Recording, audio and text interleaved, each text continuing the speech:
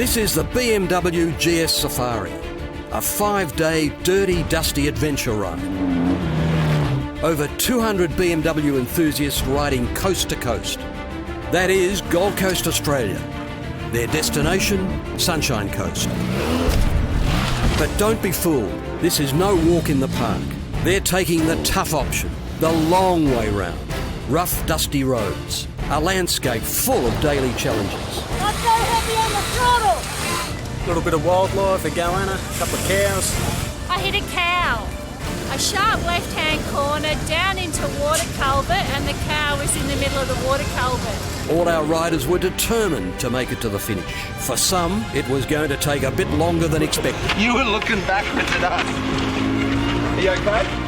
This BMW GS Safari was taking no prisoners. You lift foot off the ground? Yep, good. Yep, that's fine. Can you provide life support for a tyre? But tyres weren't the only problem. Hands up who got lost. I followed another bike in the GPS. Anyway. She got us lost. Ended up here where there's absolutely nothing. So for the guys that are getting lost, seriously, there's so many arrows out there. Turn your GPS and follow the bloody arrows. Over the next few days, riders will see some beautiful scenery, discover quiet little towns, earn the odd very cold beer, and face some of the hardest conditions they've ever ridden. And they're going to love it. This is Adventure Ride. The BMW Safari's been running since 1994, so it's one of BMW's longest running events anywhere in the world. Started with road bikes and GS's, and they basically did a run from Darling Harbour to Fraser Island over 20 years ago. And it's just grown and grown, so yeah, it's got a really strong history. It's really important to BMW Australia for the credibility and the history of our range of motorcycles. Well, the BMW GS range is, of all the different segments and all the different products we've got, is probably the most important to us, at least at this point of time. Because over 50% of all sales of BMW motorcycles is in the sector of GS. That's not only in Australia, that's a worldwide phenomenon. So we tend to own the adventure touring segment in most markets, and here in Australia there's nothing different. It's almost like the GS product was built for Australia. The way it performs on roads, on dirt, gives you the ability to cover big distances. There's many different riding events in other markets, but I don't think any other country has got something of the proportional scale that we've got with the BMW Safari and the length of how long we've actually been running this event. For decades, there's lots of stories about amazing rides around the world. Things like Dakar, where people get out on a motorcycle and ride through deserts, and people dream about that sort of stuff.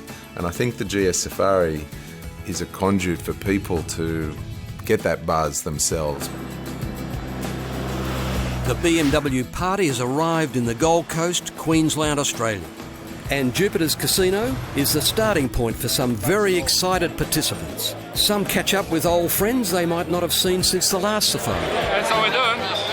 That's the route. That's the journey. Outside, a tyre changing service lets them take off their highway tyres and put on the off-road tyres they'll need for this trip. We really encourage riders to use an aggressive knobby tyre because that suits the off-road conditions better.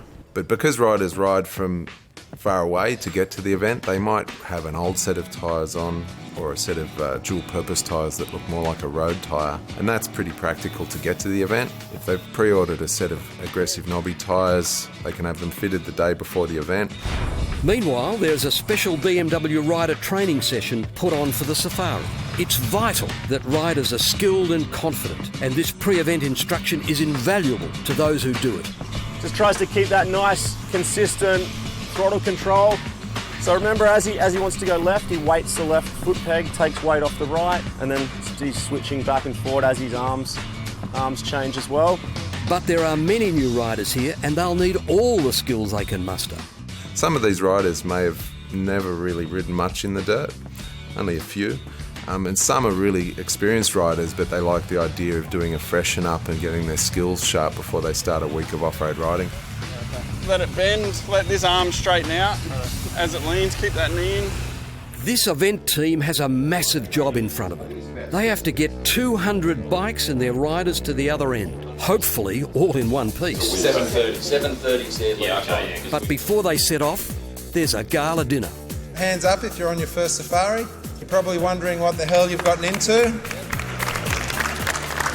We've already talked about how much fun this week's going to be, but unfortunately someone in this room probably won't ride into Noosa for one reason or another, just based on stats. So have a look around. Who's thinking it might be them? It's an ominous warning. Let the fun begin.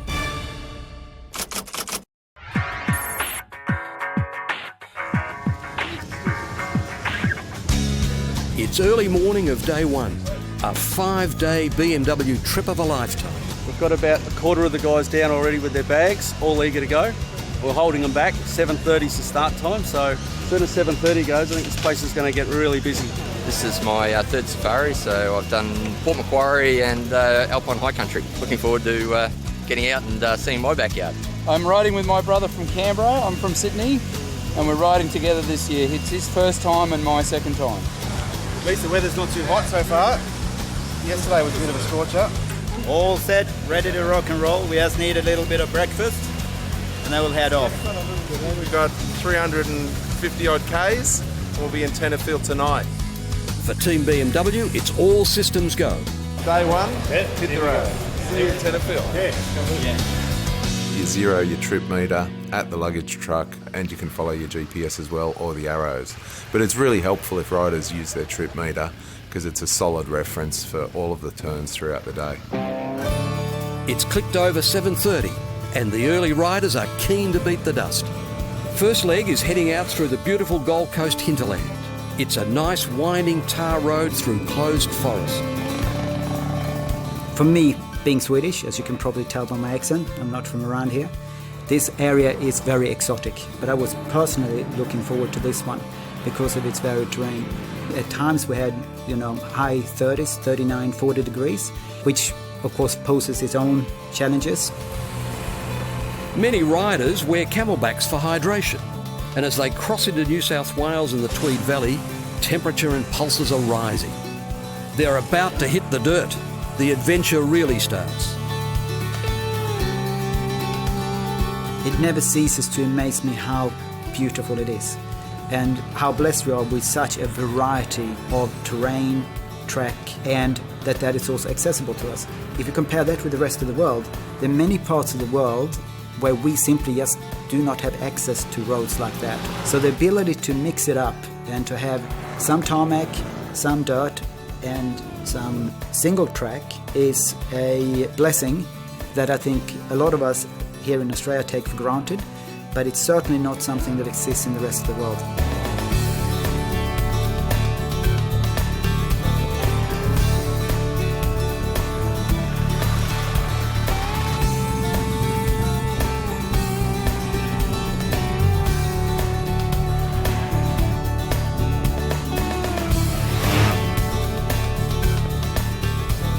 Kyogle was the first stop for coffee and smiles. Seriously good dirt roads, just been graded so they were a bit marbly and difficult. And then some corners coming into Kyogle were just magnificent, so it was perfect riding. Yeah, it's a good ride, real good. It'll take us to Victoria, a bit cooler. Some great winding roads through the hills. I'm from WA, so we don't get a lot of that stuff over there. It's pretty flat. We're working 80% rule, so 4 out of 5 us get there. It's pretty good.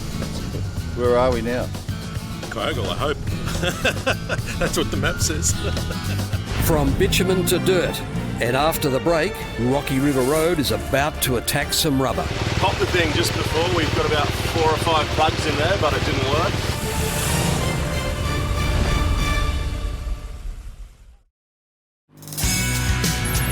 We're on the BMW GS Safari, and after leaving Jupiter's casino and heading out through the Gold Coast hinterland, Benno, the mobile mechanic, and the safari crew suddenly realise they've got an unprecedented number of hurdles coming their way on the first day. Lost a couple of bolts. Yeah, Where did the bolt come out? One's vibrated out, yeah. Just saved it, causing any problems. Benno was everywhere. GM Andreas wasn't spared with tyre trouble either. The flat on the front, we're going to have to plug it. It's tubeless tyres. What's it supposed to be? 32, 33, and it's now dropped to 19, so...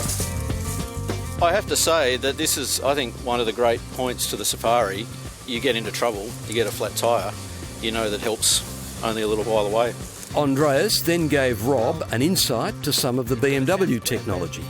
Just under where you actually fill the tyre wear, we have a pressure sensor that communicates with the onboard computer, and it tells you how much air pressure you've got. It means that before you get to a situation where you become a tricky situation, you actually know that you're starting to lose pressure, so you don't end up in a situation where you come undone. The red triangle here, it starts flashing and tells you time to do something about it.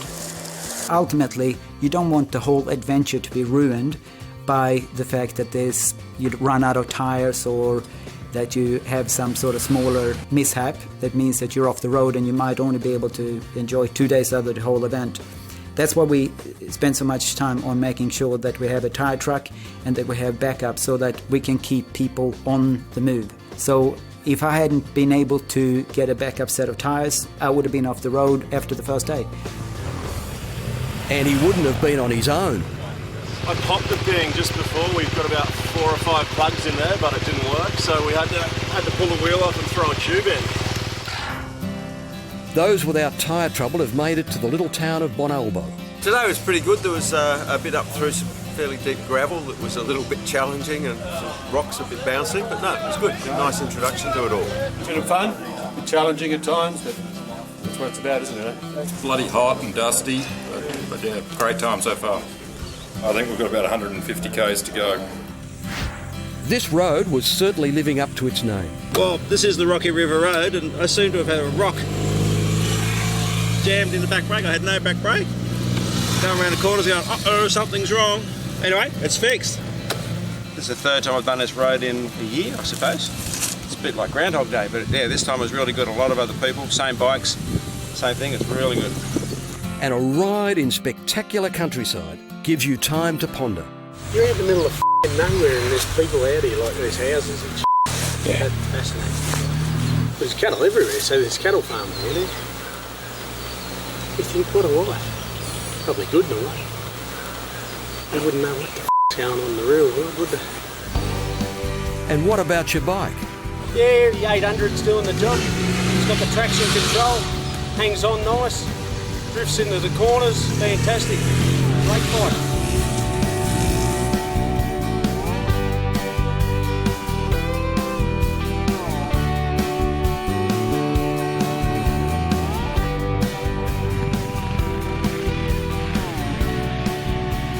Some riders up front are in a hurry to get to Tenterfield. Every shortcut an opportunity. While others are coasting, enjoying this beautiful scenery.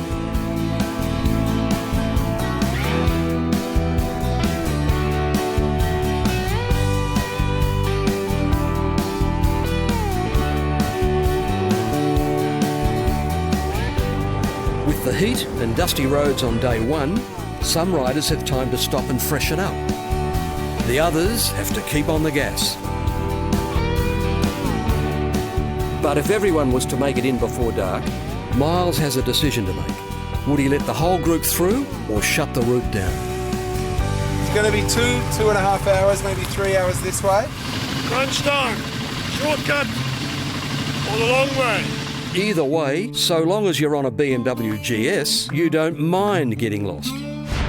No motorcycle has gone further and seen more of the planet than the BMW GS. It has been riding the globe for more than 30 years and been all over Australia from the top end to the outback. From entry-level models to the mighty 1200 Adventure, BMW has a GS for every rider and every journey. We have the equipment you'll use and the training you need to conquer any expedition. Visit your local BMW Motorrad dealer and make life a ride. We're on the BMW GS Safari and the Rocky River Road has caused some problems. Day one on Safari was a big day, distance-wise. We had to get to Tenterfield and the terrain was really mixed. It was technical in places. We probably didn't expect as much dust. We didn't expect as many punctures. And being day one, I guess some riders were still finding their feet, and I could tell with communication to Grant and Soph and then dealing with Benno on the technical side and looking at the schedule, I could see that the day was going to be pushing a bit long. So I spoke to them and decided to make a call that the optional section on Rocky River Road, we would close at a certain time. It's going to be 2.5 hours, maybe 3 hours this way, and unfortunately we've missed the cut-off time. So 45 minutes that way, you're going to be drinking cold beer and relaxing and not doing the boot camp run. So I recommend everyone go this way now, and we'll sweep this and see you back there for a beer. How about that? We're taking the quick way home.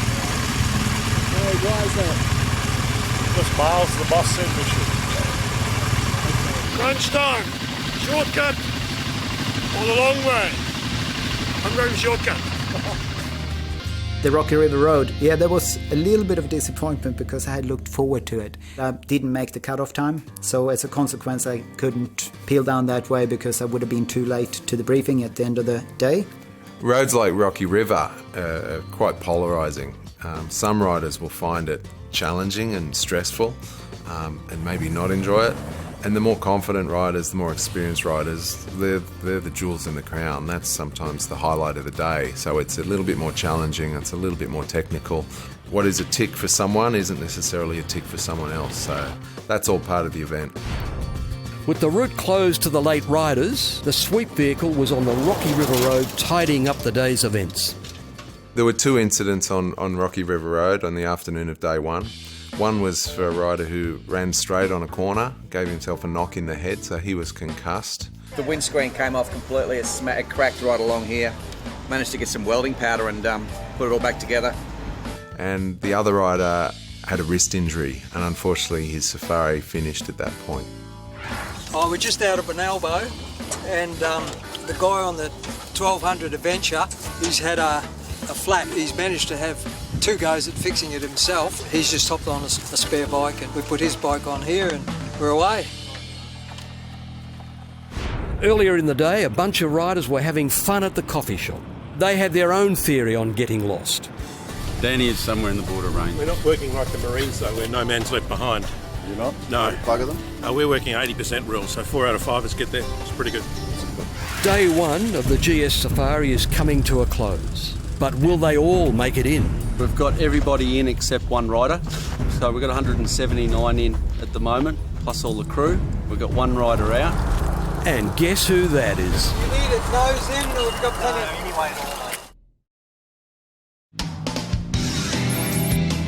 With the Rocky River Road on day 1 claiming a bunch of flat tyres, and some of those irreparable, the all-important sweep vehicle was only getting busier. Just clocked over 18k, so it should be here somewhere on the side of the road.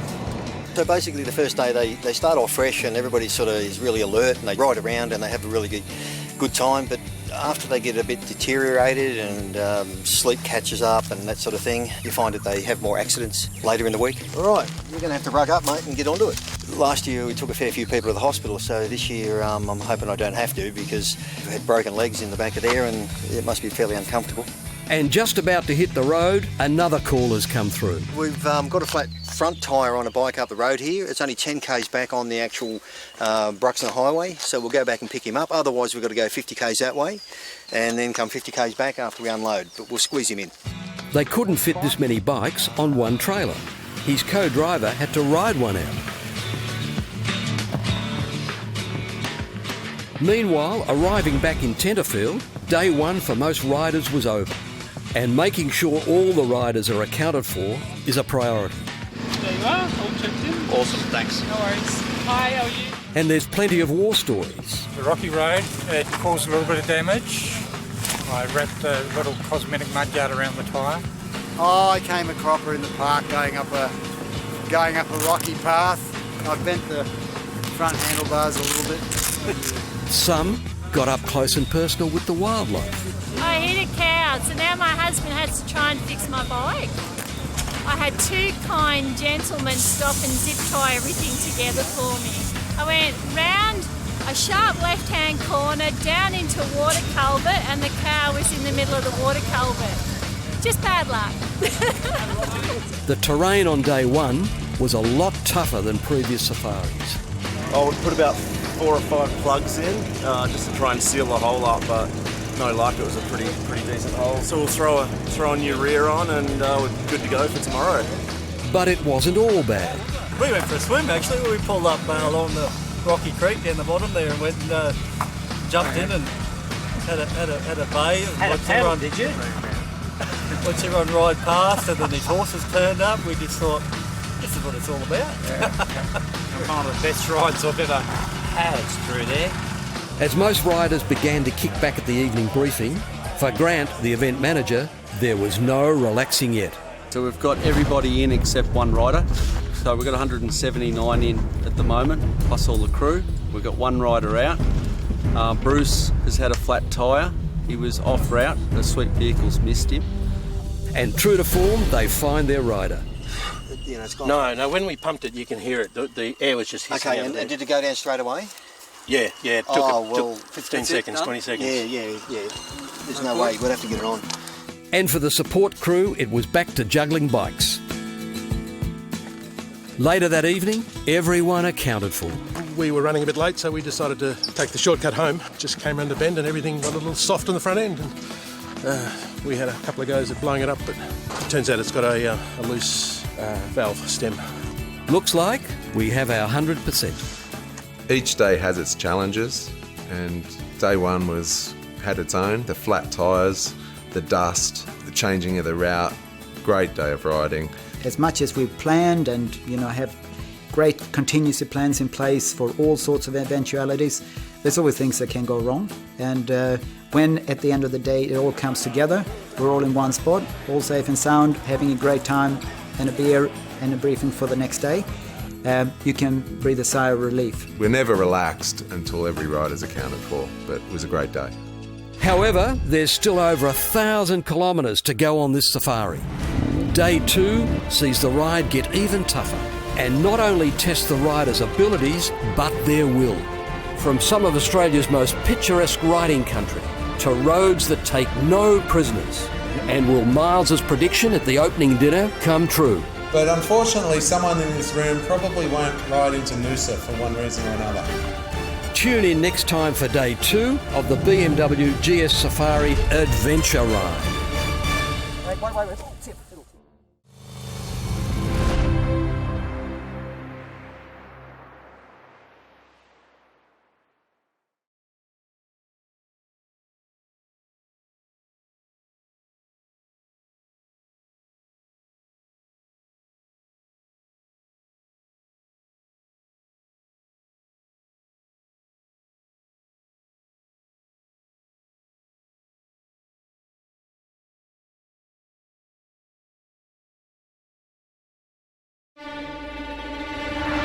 Last time on Adventure Ride, the BMW GS Safari had registered 180 riders for the trip of a lifetime, starting in the Gold Coast, Queensland, Australia.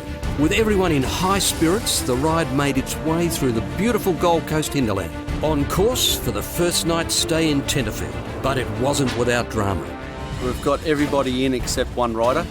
So we've got 179 in at the moment, plus all the crew. We've got one rider out. Luckily, he was found. But it all starts again on Day 2 of the BMW GS Safari Adventure Ride. After yesterday turned into the most hectic safari day the organisers had ever seen, they're hoping that today goes as beautifully and as peacefully as it started. First riders out every day, the route markers. I just go out early in the morning before all the riders set out and we put up arrows to mark out the direction of the course. But also we might need to modify the course from time to time if there's any obstacles in the way, like fallen trees. We'll just make sure we mark it out the course of the day and everyone follows the arrows, hopefully. And a few normally get lost. Another big part of this ride are the tyre replacement team.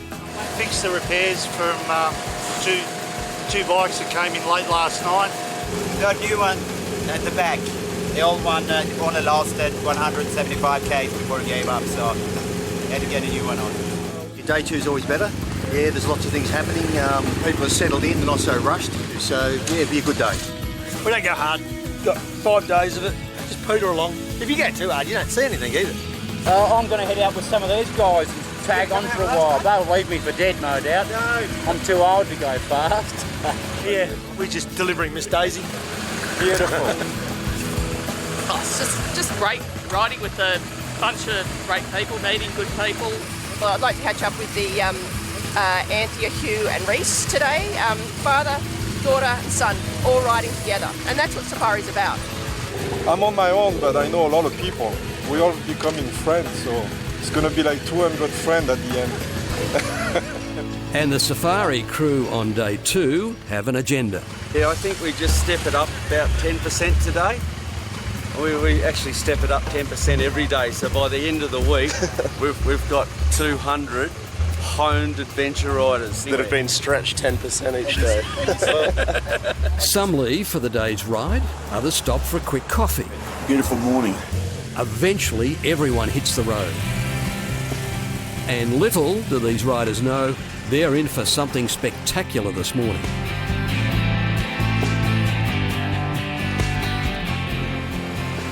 Morning of day 2. We've just left Tenterfield, about 10 k's out. We're in a place called Rockvale, and you can see why it's probably called Rockvale. Picture perfect scenery, maybe a little bit of dust to keep them on their toes, but the forecast here is for some storms this afternoon.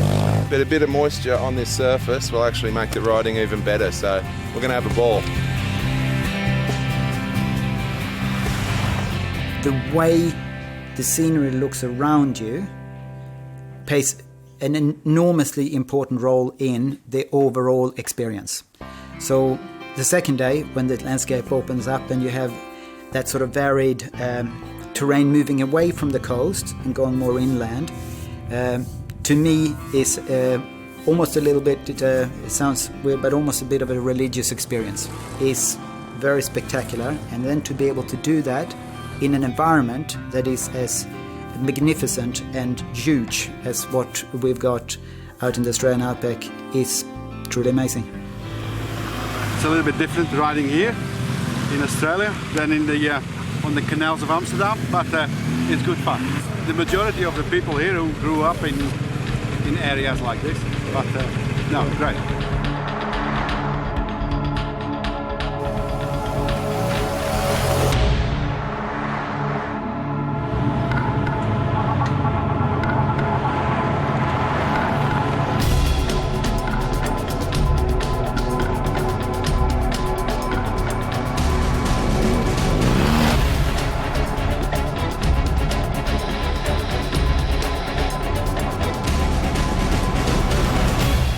As we hit the technical terrain through Girraween, I was having a ball, and I know the riders with more experience and more trail bike experience, it was just like giggles. It was so much fun. But that sort of terrain will challenge riders because it's not consistent.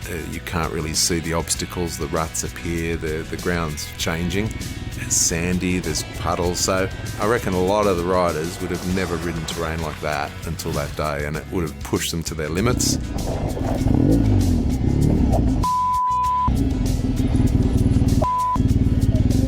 But for each hurdle that these riders navigate, there's always another one. And it even challenges the best of them. I'm probably the slowest guy through some of the water crossings. If I can't see how deep it is, or if I haven't seen a bike go through, that's the safest way. Some riders just add massive amounts of throttle and acceleration through water that they don't know how deep it is, they don't know what's under there. I think they think the water's going to stop them and they need to fight it. So they add huge throttle. It seems like boys get to a puddle and they want to go full throttle. It's pretty funny.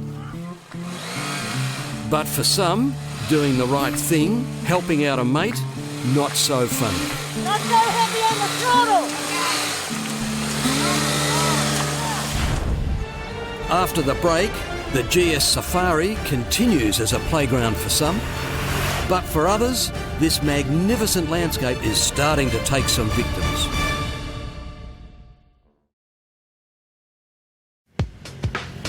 The GS Safari left Tenterfield en route to Toowoomba.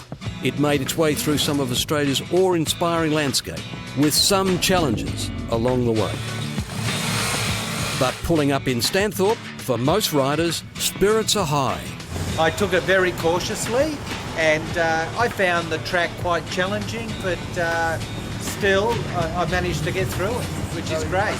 You just had to take it nice and slow. Small tracks, so take it easy. Don't overtake, like a madman, which some people do. But otherwise, no, it was all good. It was all good. Good ride today. I picked all the hard lines. Not on purpose. No wildlife, no animals? No wildlife or animals today. You can be riding down the highway, or you can be riding where people ride trail bikes. And that section of terrain was probably at that limit where it's more trail bike territory. I'm on the new 2017 800 GSA, and it dealt with it really well. I've got the dynamic pack on, so that let me work the bike a little bit without the electronics sort of feeling like they were doing everything for me, and it made it easy. It made it a lot of fun. It made it easy, yeah. As riders are still pulling into Stanthorpe, others have already begun the next leg, as a call comes into the BMW support crew. We've got to ride it down just before Rabbit Fence Road there in the sandy section. As far as I know, Miles is just about there. I don't know how bad it is, but he'll definitely need a medic. Sometimes these little booby traps out there really cause a lot of problem, bring people down, and sometimes those accidents, if you're on your way down and you put your foot out, you can really injure yourself. The medic's leaving Stanthorpe now, so he's not far away.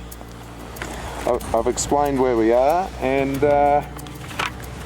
we'll get him looked at as soon as possible. What's the scoop? I think he's broken his leg. Where? Here. Following one of the guys, and then I think as I tried to come out of the rut, just lost the front. This really is a family ride, as Reese's dad, Hugh, came down in the same rut. Yeah, I didn't see it at all. And then I was going sideways.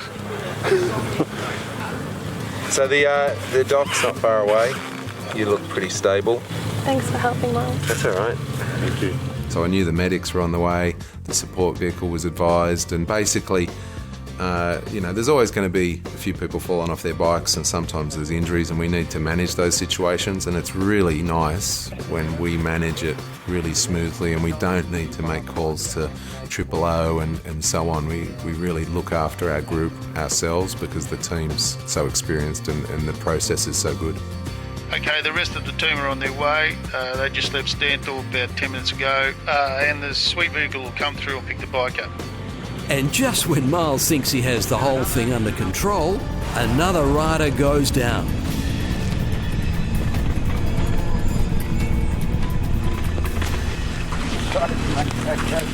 You okay? You were looking backwards at us. Are you okay? Yeah, good. Yeah, that happened. I was paying too much attention to what was happening over the side here and didn't see the bloody ridge in the road. But it looks like you rolled out of the way nicely. Unfortunately, This guy didn't. He's hurt his knee, so... So nothing but a bit of ego damage? A lot of ego damage, but otherwise okay. Is he all right? Yeah. As Miles gets one rider away, he gets back to Reese to talk injuries. So have you been hurt before, Reese? Any broken bones? No broken bones, just torn ligaments and pulled tendons. Yeah. And a lion. Bitten by a lion. No. Like a Simba lion. It was. You mean like that's what happened with the doctor. The stitches looked like they were getting infected. So I got to the doctor in Joburg and I said, "Can you just take a look at the stitches and the wound? I think it's getting a bit infected." So she said, "Oh, what's it from?" I said, "A line." She says, "Oh, a fishing line." I said, "No, a line." Simba lion. Wow. Yeah, it was just there was two males that I raised. Yeah, and it was just got into a bit of a rough and tumble with him, and you can see her from here. See just that's up there. A paw. That's just a paw. Wow. So you got a bitch slap and a bite.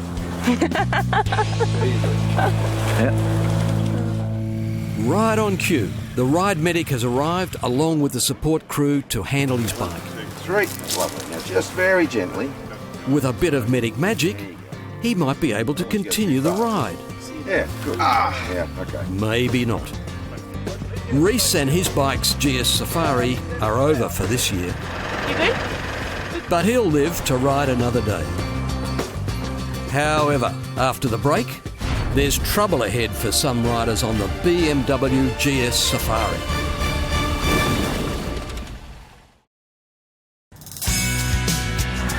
The GS Safari Day 2 has had a little bit of everything. Water crossings, scenery and a rider down. It's continued on through some typically Australian landscape, rugged, harsh and dusty, and leads the ride to Rabbit Fence Road, where the weary are starting to feel it. Ah, come on! It's a sign of tiredness. He's not the only one this fence has got the better of. But once through the gates, for some riders this section was a bunch of fun.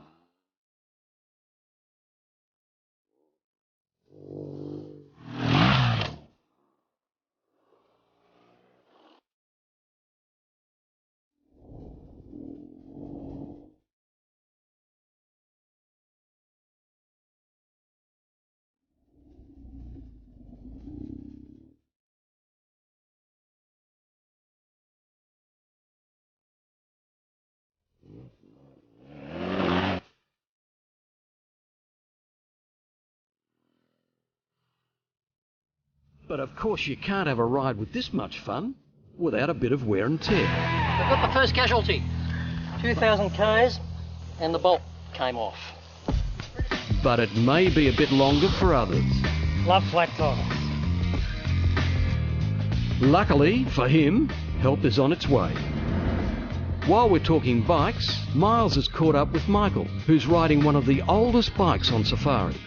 This is a classic. This is like the Gaston Raya Dakar winning bike. No, I had his signature on here before I got rubbed off over time. When he was in Australia or over there? No, over there. Yeah. Okay. Yeah, it's just got rubbed off over time. So Gaston the man actually signed this bike? That's right. I felt like a giant. The history's just getting better and better. Yeah. No, it's a great bike. It's just, I really love it. But apparently when Michael arrived at the Safari, the bike wasn't running so well. That's a beautiful set of wheels. Well, I got a shit load of fuel at Brisbane and it's running like a Be nice, it's a family show. Sorry. With some BMW techs handy, before long she was ready to ride.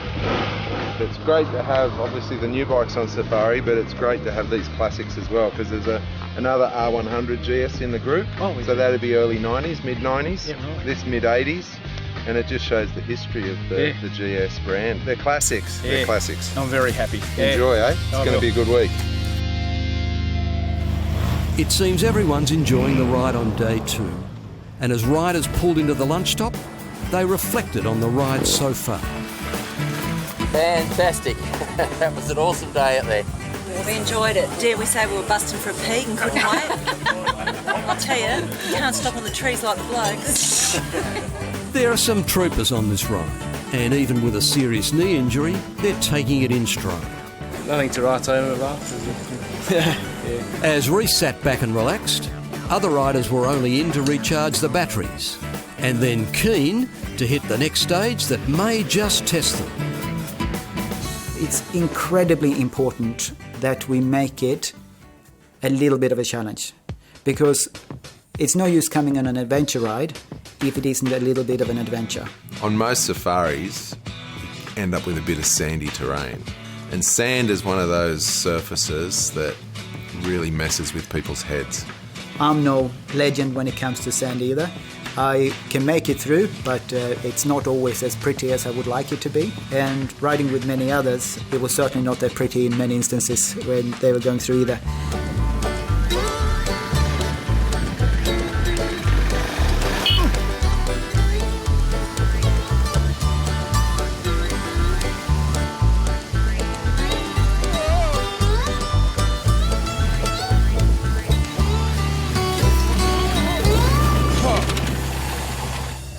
It's been a tough afternoon in the sand for Tammy. She's decided to sit it out and wait for the cavalry to arrive. Hello, I guess I wasn't right.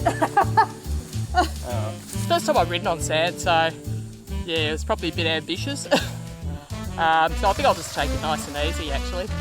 Oh, catches everyone. I've been caught in it a lot as well, so got to respect it. As Tammy heads off, Miles comes in to encourage riders through this harder section. So this is the sand that we've heard a lot about. This is where a lot of people are going to have to battle their demons a bit. If you're the first riders through here, it probably wouldn't be too bad at all. But throw 10, 20, 30, 40, 100 bikes through a bit of soft sand, and as you can see, it chops up quite a bit and it makes it more challenging. We love sand. How awesome's that, mate, eh? Certainly takes the fun out of bike riding. 800 metres, we can do it. Might take an hour, but we can do it. It's not as hard as people think to ride sand, but their brain won't let them do it. If a rider's standing up and cruising through nice and smooth and looking ahead and avoiding the churned up bits from riders falling over, even riding over on the leaf mulch is easier. Slow and steady. Let's see how we go here. We've got a candidate. Steady in and smooth out. Made it look easy. Textbook. A little bit of momentum. A little bit. Come on. Come on, that's it. Smooth. Go. We've had some really good attempts there. If they keep at that, they will get it. And when it becomes second nature, it's actually like surfing, because you can just make the bike drift and move, and once you know that the bike's not going to just bite the ground and slap you on the ground, you have so much fun, so much confidence. It goes from hell to good times. Well, no doubt these are the good times that Miles was talking about. And this is the hell. After the break, we're on the home straight, heading to the night stop at Toowoomba.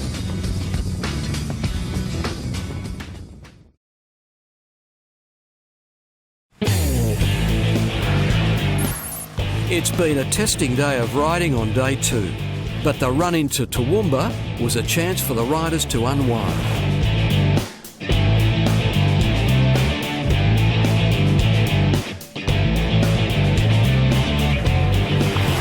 Some coasted and wound down, while others were having a bit too much fun. Most riders have made it to the night's accommodation.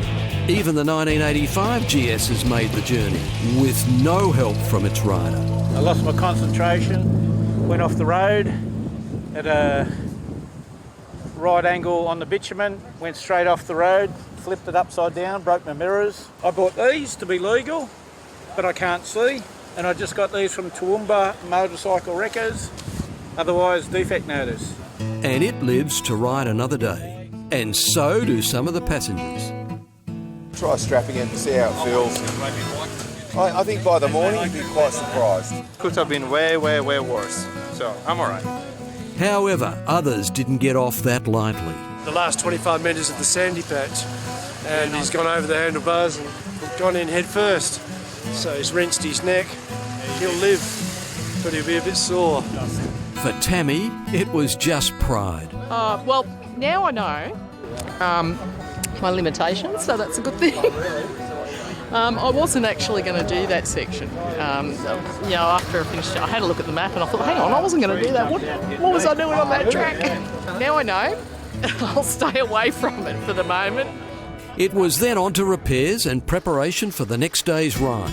And with the tyre changing truck in full swing, riders took the maintenance into their own hands. The helpers are a bit busy, so I figured I'll just get on with it. So, DIY in the bush. During the day, a few riders had drifted off course, and at the rider briefing, Miles was about to address it. So for the guys that are getting lost, seriously, there's so many arrows out there. Turn your GPS and follow the bloody arrows. And to show he was serious, Miles brought in the enforcers. So these are our lead riders. What they do is very dangerous. It's like the secret agents or something. Every single event we do, you can feel how the mood changes a little bit throughout the event. Especially coming into day 2, you start to feel that people have sorted everything out and they're all of a sudden really in the groove of it, and people are starting to relax and have a little bit more fun. Anyone want any topsoil? Plenty up my nose. At the end of day 2, riders were buzzing. It was so varied, from the scenery in the Boulder Valley to the technical terrain through the Kingaroy trails, and then finishing with the sand. I was in the sand and I had a tank slap going on. and stayed up. Now that's something to celebrate. And when riders were having a beer at the end of the day, they were pretty satisfied. They got their money's worth. So another great day. Looking forward to the next one. And the fun continues. But this safari isn't getting any easier. Eyes up! Eyes up! But for the support crew, there's some unexpected surprises. This is a first for me, mate. Look at this beast. Some legit heritage right here. I can smell fuel leaking out of carbies. That's next time on the BMW GS Safari Adventure Run.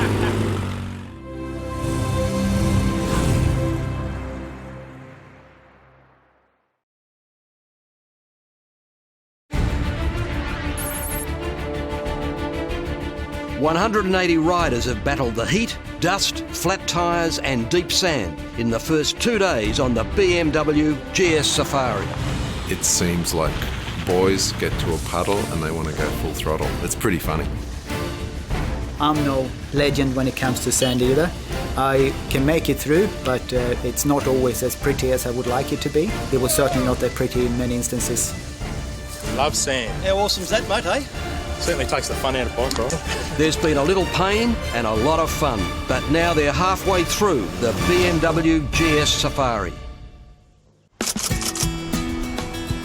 Hump Day starts quietly in Toowoomba, and Safari coordinators Sophia and Grant are already in the thick of it. Right, that's all tar? Not all tar, no. Just a, But it's pretty easy going. Yep. Good. Thanks. Meanwhile, Motorrad head honcho Andreas has found himself in the thick of something else. It was a fairly tight car park, and I spun around the tree, parked the bike on the other side of the tree. Look at the bike, look at the sign. I have a feeling that if you have a quick look at it, I might have copped a little bit of it. It now looks a little bit more authentic again. So, rookie mistake. Need to read the sign next time. You, Verdorn, made the same mistake as Andreas. Yes. Dad cleaning bird Yeah.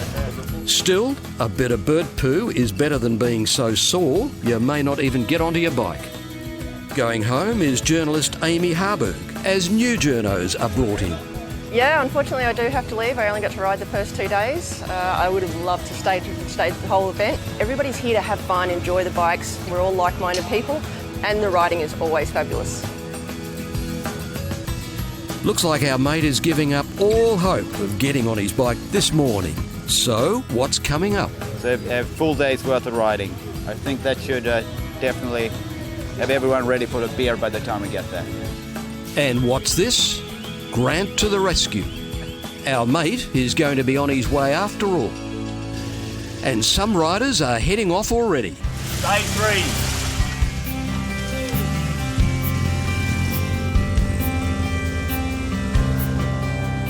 Hump Day is off to a great start, with riders charging north to Toowoomba on their way to Kingaroy on a hot Queensland day. Navigation is the only challenge for the first few Ks, with some riders rearranging the route. The arrows is always a contentious issue, and part of the event is navigation. And sometimes when you're new on the event, you don't see them until day 2 or 3, you're not looking. But it's just a recalibration thing. Once you know what's going on, you can spot an arrow a mile away. And the guys have made it pretty foolproof. That doesn't mean no one's been lost, but they've done a great job, and the group obviously really appreciate it. But I wouldn't mind if they pulled back a bit from the first 2 days. Don't want to make it too easy. When they hit the dirt roads, it's fast, easy going, and they're loving it. Having a fantastic time. My first ride, I'm loving it.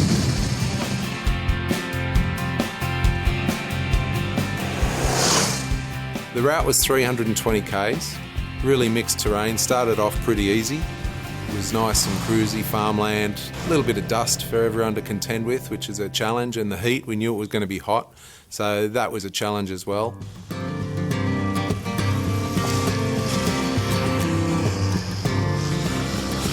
What they don't know is that the great times aren't going to last. So on this safari in particular, we did have quite a lot of tyre incidents. It has got a lot to do with the route. selected. So if you have various forms of tracks and roads that has got a lot of really sharp edges or small stones on it, that tends to have a big impact on how many tyres you actually blow. Had a little flat, or a not so little flat. So luckily I was in 1 kilometre or 2 kilometres of our tech support group, who are absolutely brilliant. So I'm getting a tube and we'll be on our way. Otherwise I would have been sitting here for a very lengthy period of time. Benno is amazing. Miles tend to refer to him as a kelpie because he's just this amazing running machine. He just runs in between different things, make things happen so quickly. If you bump into Benno, he'll have you back on the road within 2 seconds. Meanwhile, some of the riders have reached Crow's Nest. Stefano was with his mates, who were still ribbing him about his performance in the sand yesterday. It's easy, you only got to open the throttle up. Exactly. This one on the right. He told me as a joke, listen, you know, they rerouted us to this morning to go in the sand. Yeah, I told him how to go back through that sand again. It doesn't look like. No, I said, yes, so I can learn. Time to get going again.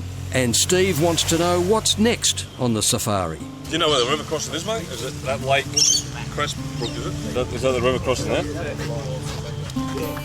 Unfortunately, the water crossing isn't what Steve's hoping for. He wants the water crossing. This is the water crossing. This is it. And we've just had a really steep, with no water, nasty descent. Very loose. Lost the front end a couple of times, but managed to stay upright. Heading down to one of these great creeks was a pretty loose, steep hill. It was actually smooth, but the surface was loose because it was so dry. It really challenges some riders. They don't like descending. I guess the fact that gravity's pushing you down the hill on a big, heavy motorbike, it makes people a bit stiff and nervous, and all they do is maybe grab the front brake and they're on the ground. All right, cheers, thanks for that. $3. Is that all? Yep. Down the bottom, some disturbing news comes through. Has Miles crashed? Yeah, Miles. I seen him crash down. He missed the corner and he landed in the bush. Day 3 wasn't an ideal day for me. At an intersection, I had a little mishap, and another rider and I, probably a misunderstanding of where we were going, and ended up that I gave my shoulder a bit of a bash, and I thought it was broken, actually. Well, it's all part of it, isn't it? I didn't want you here, but reality is reality. I'm not going to share that. It's not a good time for anyone in the team to be out of action, because up ahead, there's trouble on the BMW GS Safari as the temperature soars to around 40 degrees in Queensland's Banarkan Forest.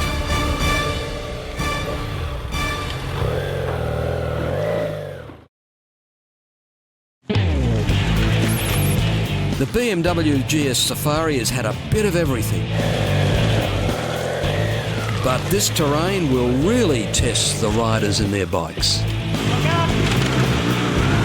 Eyes up! Eyes up! And it keeps the crew on their toes. Keep those eyes up. Right, you want to... You're right. He has the full support of the BMW crew. But even that might not be enough. Want to try again? You want me to ride it up? I'm happy to. It's up to you. The key is once you get going, just keep it rolling. Try and sit back on your seat as far as you can. And then try and control it with the clutch to get going. And once you've got some momentum, try and get off the clutch a little bit. Just keep it like a big tractor going up the hill. So, please, a little bit more throttle and just control it with the clutch.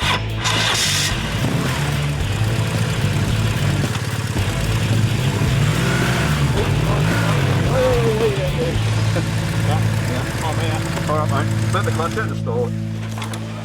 Just wander up the hill mate, pop your helmet off because it's hot as okay. I'll ride it up for you if you want. You got it? Yep. Yeah. Can you get off? Yeah. Alright mate, too easy. Have a bit of a breather. This won't be the last bike the BMW team ride up this hill.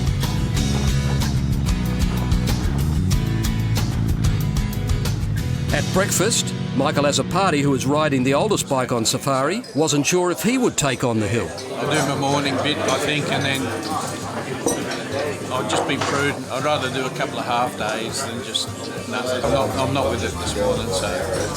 But later that day, Michael was up for the challenge. The 30-year-old bike makes this hill look easy.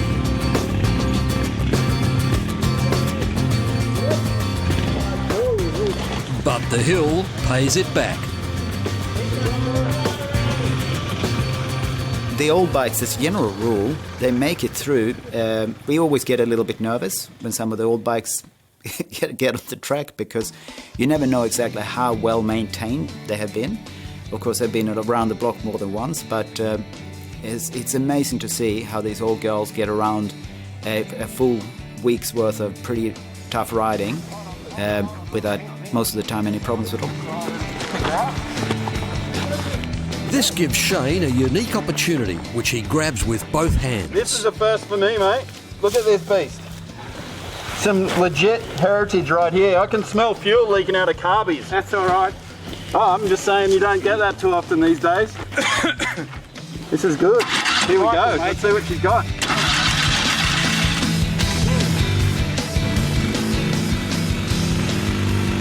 Oh yeah, she's eating this up. Look at that.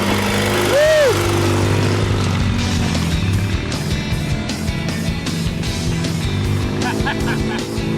For some riders, sheer determination and encouragement can pay off. Keep it going! Keep it going! Hike up! Hike up!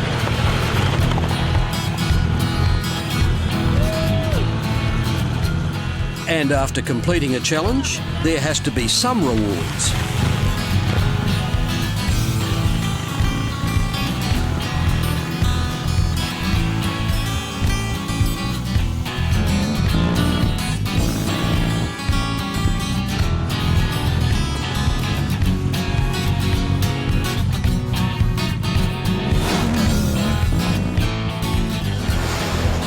The town of Blackbutt was the stop for lunch.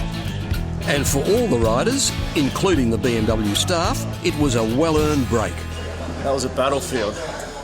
We, how many bikes? Maybe 40 or 50 bikes. We probably rode about 20 or 30 of them up. It's a good job for everyone that got in. Everyone lent a hand, and it was definitely a team effort, that's for sure. Riders like Martin thrived on the early morning challenge. Oh, it was brilliant, brilliant. Absolutely great. Nice climb, pretty rough. A few people went down, but otherwise, brilliant day. Good fun, excellent. Not everyone agreed. 3 drops at about 500 yards. And then like rocks and the sand on the hill. A bit too much. But I got here, so that's what we do. No, and I didn't hit a post. The beer is cold. The beer is cold. And one bloke's feeling bitterly let down by his riding mates. My rear hugger, the rear mudguard broke off the back of my bike, and I left it on the side of the road now. And I said, now did any of you guys pick up my mudguard? And they said no. And I said, well, aren't you a bunch of buggers? I said, they failed. There might have been another word that I used, but they failed the moral test. I could have been lying in the bush. So we're having a great time. But Dean shouldn't be so quick to judge. Mate, you passed. Happened to me last year. Look at that, eh? Happened to me last year, but I think it's broken. Yeah, it is, because I tore it off. Put some pay on it. You're going to name your price first, mate. Oh, that's going to be... How much of a donation? In the bucket. In the bucket. That's got, well, it's got to be 50, doesn't it? Also feeling the morning's ride was Miles. I arrived at the lunch stop at Blackbutt in a car, and that was the last thing I wanted to do. So I sort of snuck in the pub. I didn't really want anyone to see what was going on. Had a steak sandwich, had a drink. I started to feel better. So at that point, I was starting to plan my strategy to get back on the bike. We're going to get back on the route, get back on the horse, and have a cruisy ride into Kingaroy and see if I can help anyone out along the way. For me to roll into Kingaroy on a bike was just like a win. Okay guys, see you at Kingaroy. There's one man who's keen not to miss out on any part of this adventure. See you there, Dan.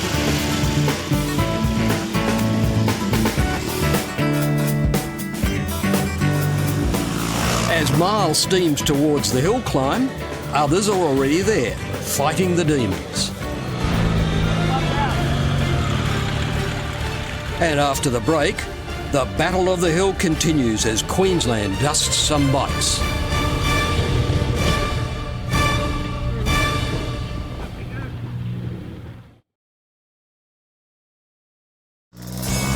Beyond Black Butte, the BMW GS Safari continues. The open cut mine near Tarong gives a slightly different kind of view.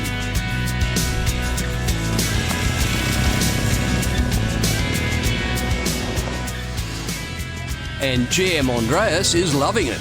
Anyway, that's the way it should look. It's used properly. Minus the bird. Well, it adds to the character. Nick Rakic is one rider who's proud to have conquered the hill. The hill from hell. Got it. Oh yeah. 2 takes. 2 takes. But hey, here to tell about it. 2 of the new journos are getting used to the conditions. The dust is very Queensland. It's got that fine Queensland sense of sticking into your nose, staying there. We don't get much dust like this in Surrey Hills. Lots of lattes. That's about it. But you won't find one of those out here.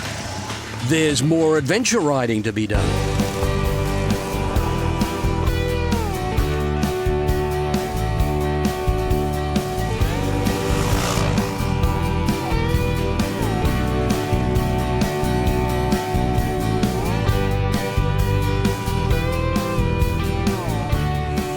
Riders still need to deal with the infamous hill.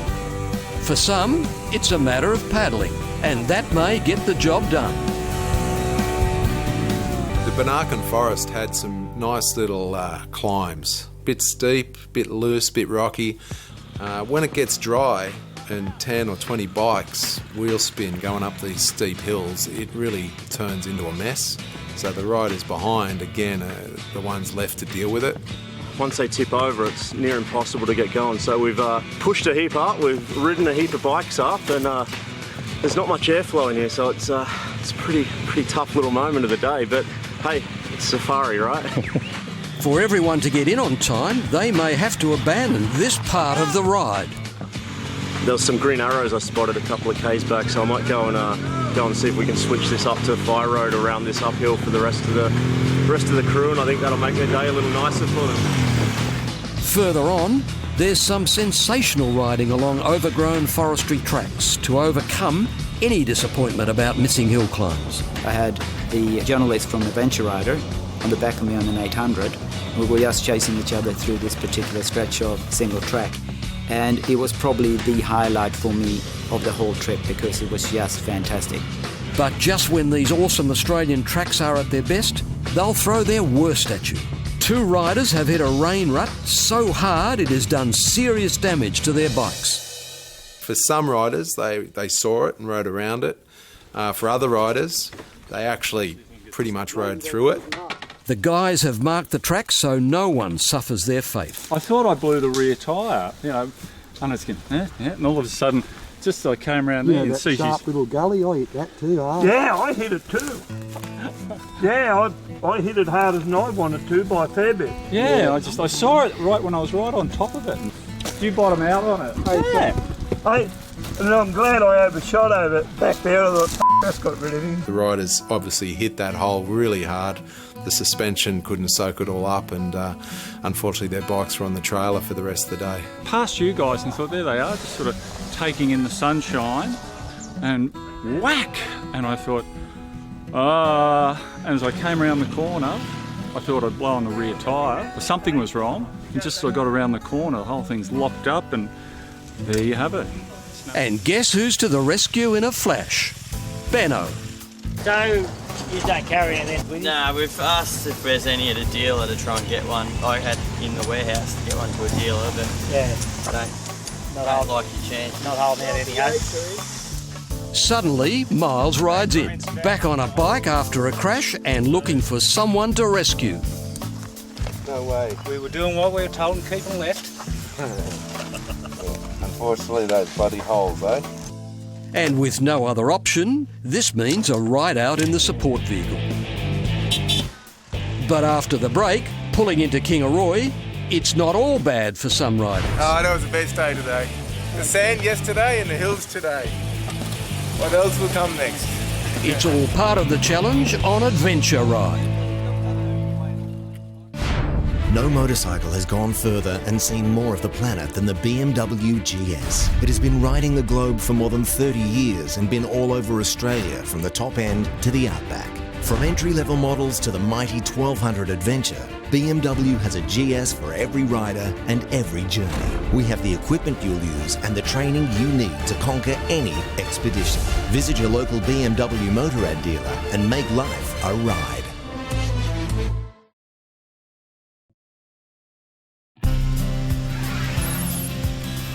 We're on the BMW GS Safari. It's a relief that the final leg into Kingaroy is pretty easy, and weary riders find their way to pubs and hotels for the night.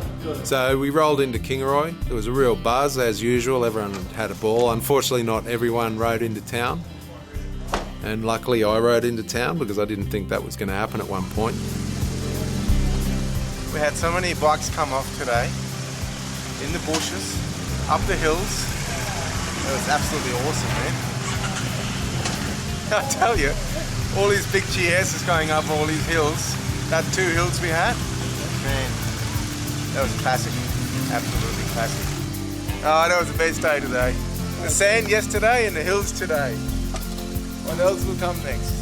Right now, you'd hope some relaxation, but the work isn't finished yet as riders lend a hand to unload the truck with military precision. Yeah, this is a regular thing every night on safari. It's like they pack their wife in it or something. A lot of heavy ones. Blokes must have some beauty products in there. It's got to be a challenge, hasn't it?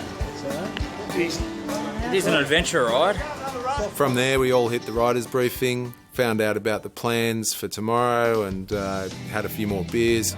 How was today? Good. Who thinks it was gnarly? If you have especially a pretty tough day, you have this almost like campfire spirit at the end of the day where everyone's got war stories to exchange. It gets really, really exciting. Okay, hands up if you rode the whole section yourself without any help from anyone. That's great. Hands up if you got your bike ridden up by Shane or Chris or Wayne or Adam. Come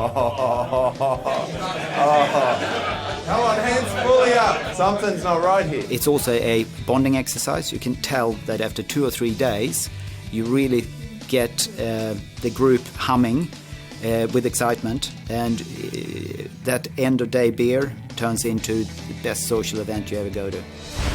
And it's only hotting up. In our next episode, the GS Safari turns it on for the town of Kingaroy. But that's not what they're here for.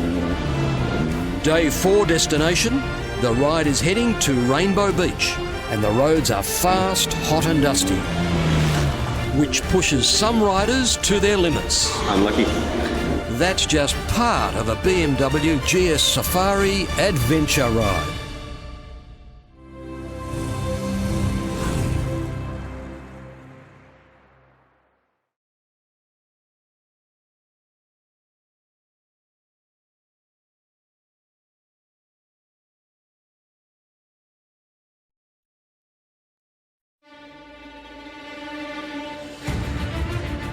This is the BMW GS Safari, a ride that has a bit of everything.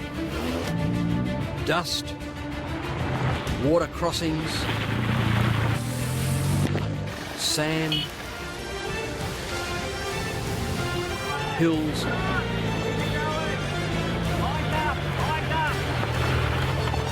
and some magnificent riding.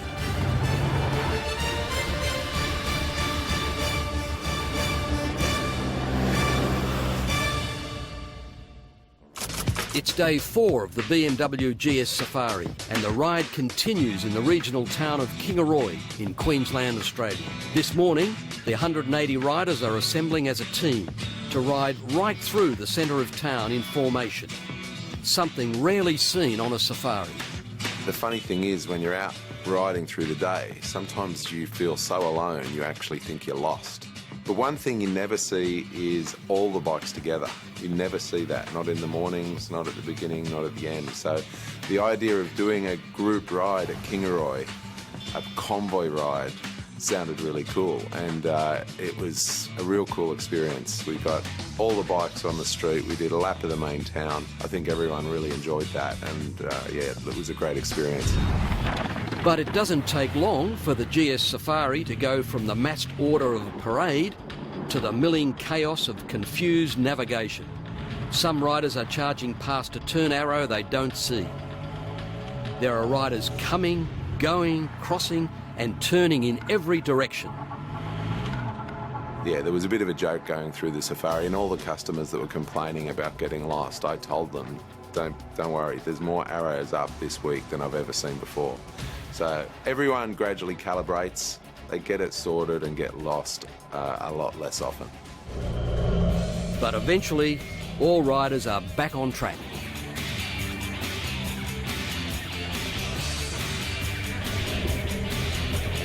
Heading up into the forest east of Kingaroy, the safari heads for today's destination, way over on the coast at Rainbow Beach.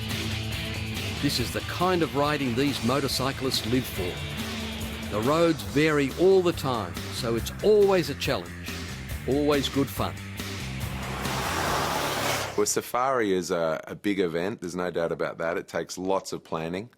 It's really interesting to see people calibrate to what the safari is. We're all there to have a good time. All of the staff put in huge effort to make sure everyone has a good time. But it doesn't mean it's like a European bus tour, you know, it's an adventure ride. So people have to be a bit responsible for themselves, have to look after themselves a bit. And yeah, it's really good to see the whole group come together and really be part of a team.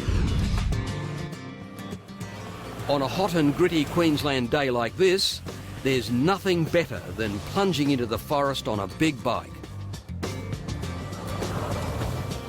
But it is a relief that the dust today isn't nearly as bad as it has been earlier in the week.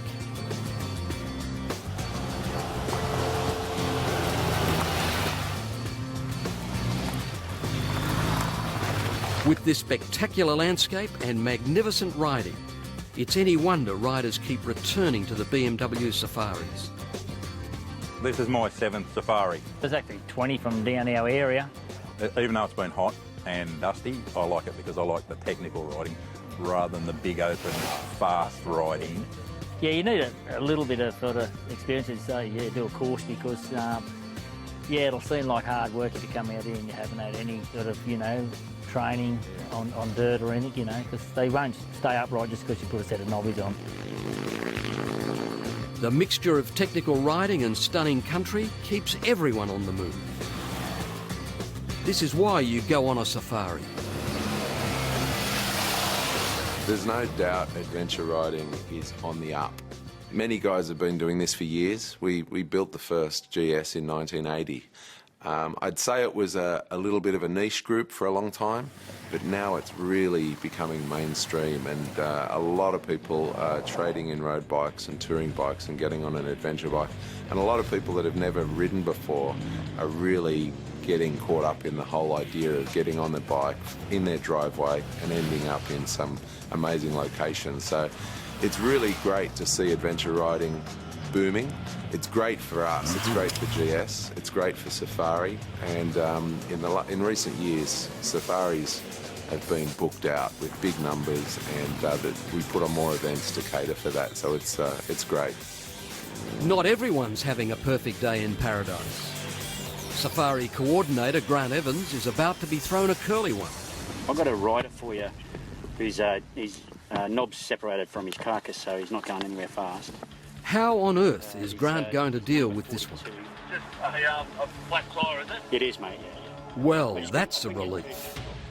That's one of about 170 calls Grant will get today. One of the places injured riders don't normally go is hospital. Sometimes the downhills really do people's heads. But Andy Parker is down and doesn't look good. Adventure riding has its moments. People are probably going to fight over riding your bike. Give me the 450, give me the 450. Okay, let's get you comfy in the car. Do you want to grab onto my shoulder?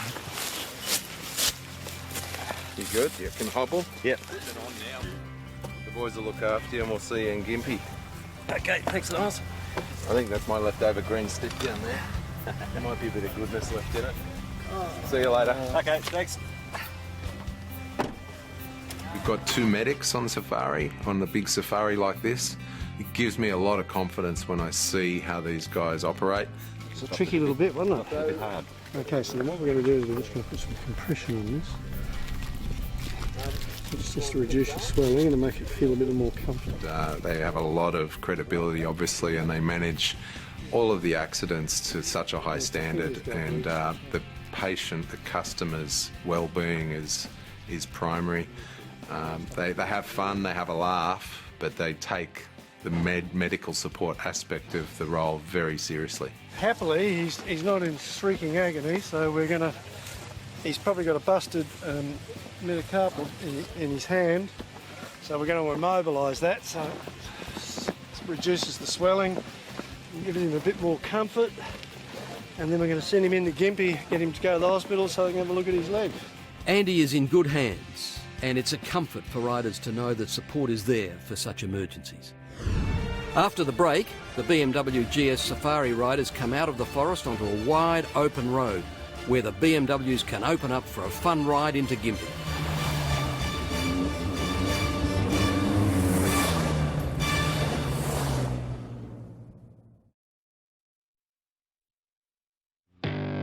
Back on the BMW GS Safari, riders come out of the forest onto a wide open road where the BMWs can really open up.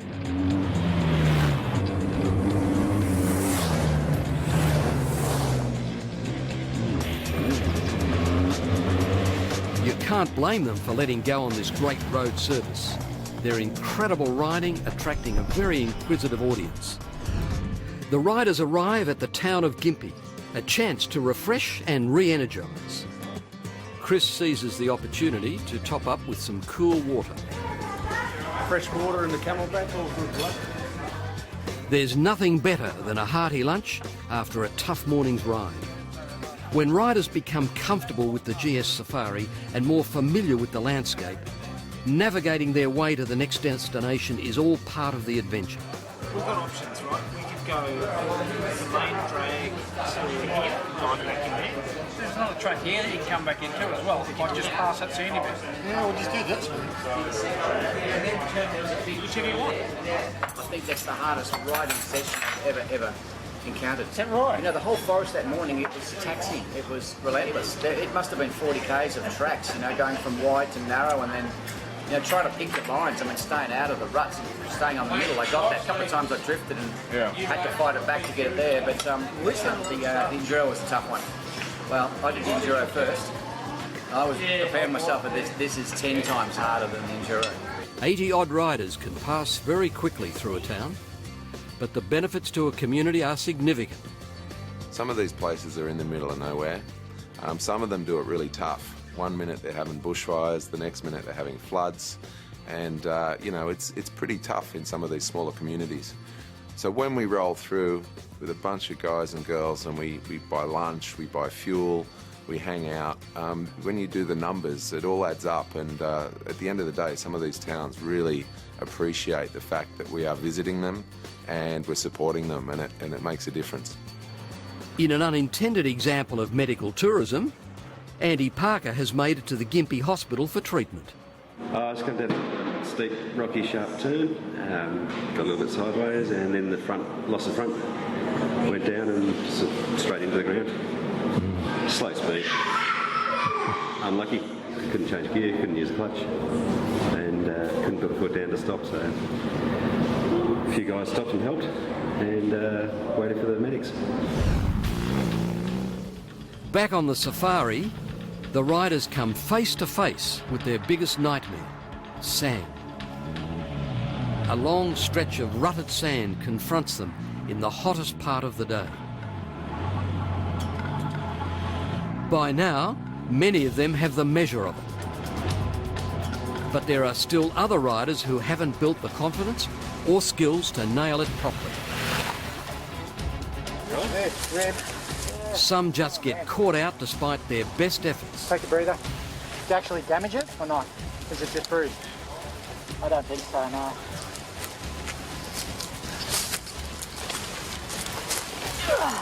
Jump out of the way, mate. I got it. I got it. I got it.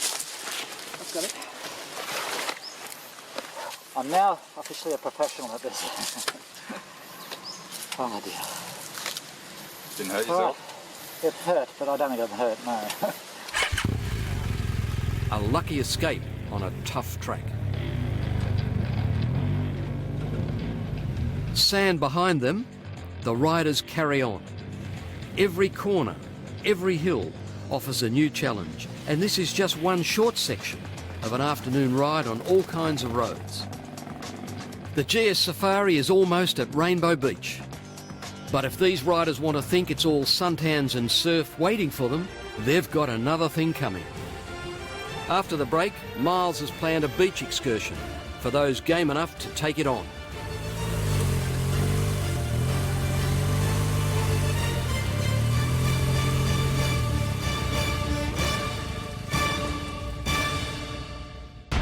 No motorcycle has gone further and seen more of the planet than the BMW GS. It has been riding the globe for more than 30 years and been all over Australia from the top end to the outback.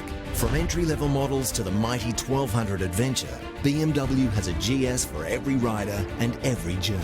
We have the equipment you'll use and the training you need to conquer any expedition. Visit your local BMW Motorrad dealer and make life a ride.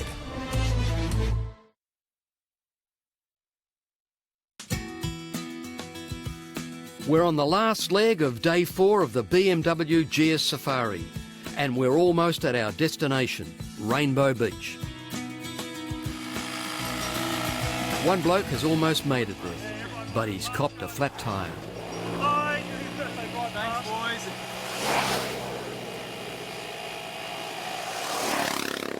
Once in 3 days. And it was melting in the heat. We had 2 on the bitumen. One at Gimpy, the buzz went off, it was 40 degrees. I went off and... So on this event, obviously we've had a few challenges with tyres. One thing we do, and part of the registration, is really encourage customers to pre-order spare tyres. Some of them are pretty handy with the throttle and they love to wear out a tyre, so putting on a new tyre midweek can be a really good idea.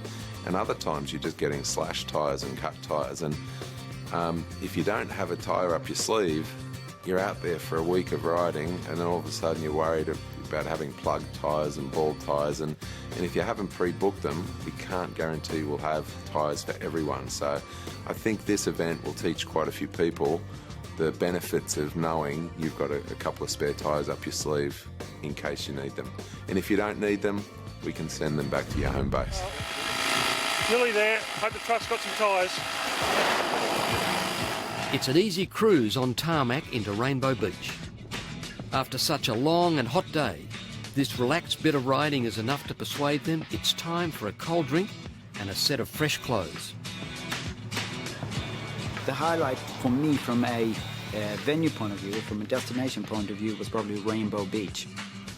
I'm from Sweden. It's pretty cold and there's certainly no palm trees. That sort of tropical paradise environment that we got to enjoy is pretty special. Too much fun. Yeah. All about the GS, mate. You've got to have know what it's like to ride one of these things on a hot 40-degree day through tough terrain, up the hills, down hills, on river beds, through creek crossings. Can't be cured, you just got to get out there and do it. Thanks for how that are working. I didn't ride the sand, I did everything but the sand because I don't like to float like that. I don't like it. I know, I didn't quite make the sand either. The hills just before the sand, I had a bit of a fall down and bent my handlebars. So my husband, he got it back up and got it fixed up as much as he could. He's awesome. We had a few strugglers, and it wasn't the usual strugglers. It was Susan, Jason and Miles going down to the beach to get some shots on the actual sand. I've been there before. There's one track called Freshwater Track. I wanted to show the camera crew, getting bikes on the beach, and I thought it was about a 7k run down through this sandy track. Turns out it was probably more like 20k's each way, and It's a handful, this track, on a big bike. It's a handful on any bike, and a couple of the camera guys, I think, wanted to kill me halfway through.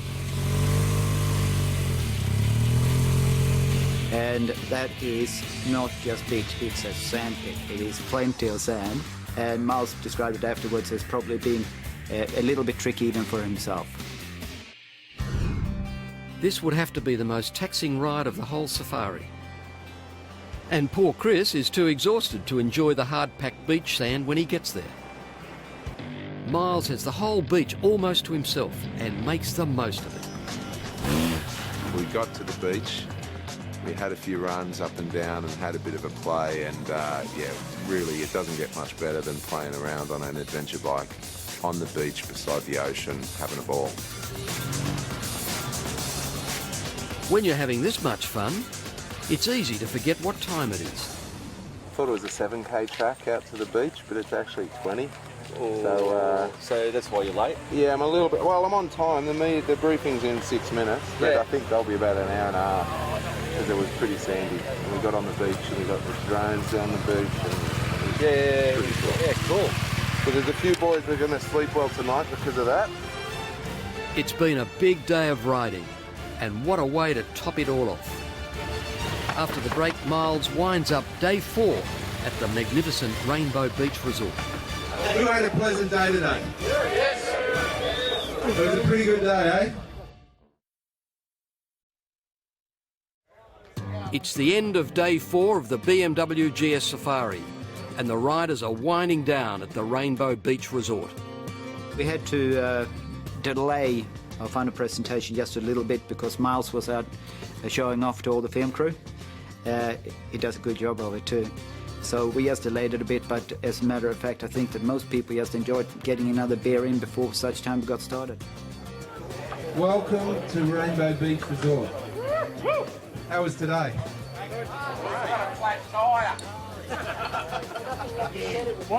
Nothing like we said it.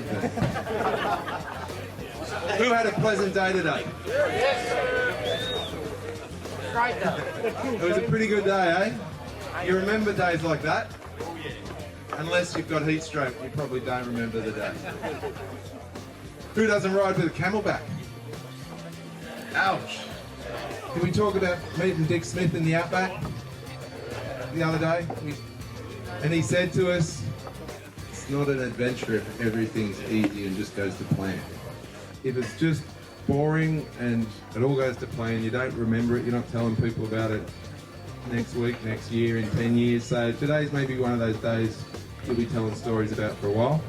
That night in particular, there was a lot of happy campers. I think that the environment itself, combined with all the riding during the day, just lent itself towards a really, really good culmination of it all, where ultimately it had a great spirit and great feeling to it. Tonight, there's a bit of a treat for the BMW riders. A low-key introduction to a brand new R1200 model that could be the perfect one for the GS Safari. So a lot of these riders are very passionate about bikes. They're very interested about the new bikes and the new features. And we actually had a bike on the event, the one that I was riding, was a pre-production or a prototype version of a new bike. And we didn't make much noise about it, but as it turned out, the new bike was being launched in Italy on the night we were at Rainbow Beach. So we knew the embargo was over. So at the end of the briefing, we got the bike aside, sitting beside a standard bike, and just ran people through all the new features. And yeah, it's amazing to see how hungry some of them are for the information. Some of them aren't interested, but for the ones that are, it's great to be able to talk about the product and let them know what's new, what's coming, and what the benefits are. And some of these guys really are serious about their riding ability. This is my second GS. I did the first one last year. I've done 3 of the rider training courses now. So trying to string it all together and come up with some skill. It gives you a lot of confidence in not only yourself, but also how good the motorbike is. The motorbike itself far exceeds our skill levels. They're amazing, amazing motorbikes as to what they can do off-road. So that's the end of day 4.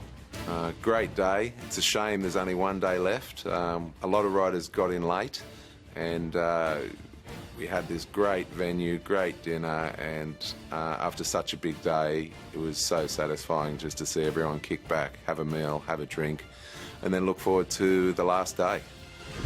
In the next episode, thanks to roadworks and a logging operation that no one has anticipated, roads are closed and detours are in place, throwing everything into chaos. Over Tanana Creek and then turn right. Yep, all right, and it's quite clearly marked on our map, so that should be okay. Will they get the safari back on track in its final day? And can the bush mechanics fix a problem? Zen and the art of motorcycle maintenance. It's all about high-tech motorcycles on a remote forest track and some great riding, full of ruts, rocks, washouts, and all the other challenges riders have come to conquer on the BMW GS Safari.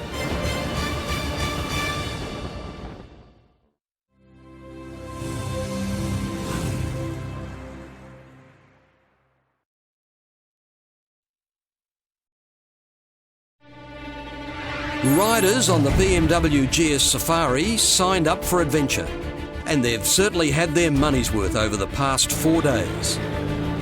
Since leaving the Gold Coast, they've fought flat tyres, deep sand, horrible hill climbs, as well as the kind of dust and heat only Queensland can throw at them. The Safari has broken a few bikes and bodies, but almost all of the 180 riders are now facing the final day of fun. 4 days of real motorcycle adventure in some of the toughest conditions these riders have ever faced.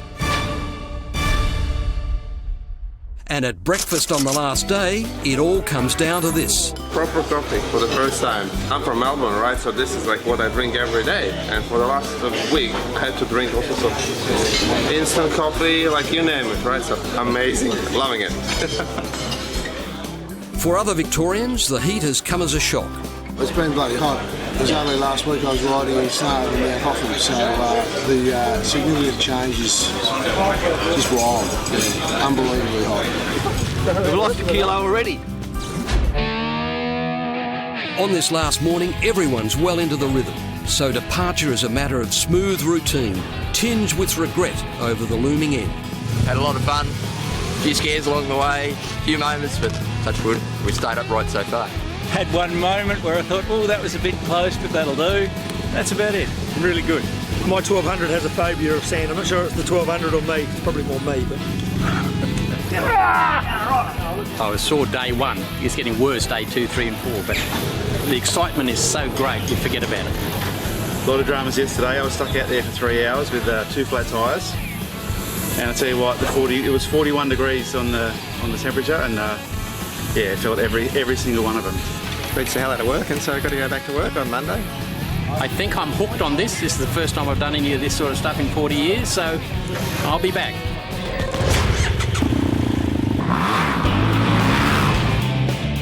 The early part of the ride spears through the sprawling pine forests, inland from Rainbow Beach. It's a nice warm-up for everyone. Most riders take a short detour to Harry's Hut, a popular fishing spot.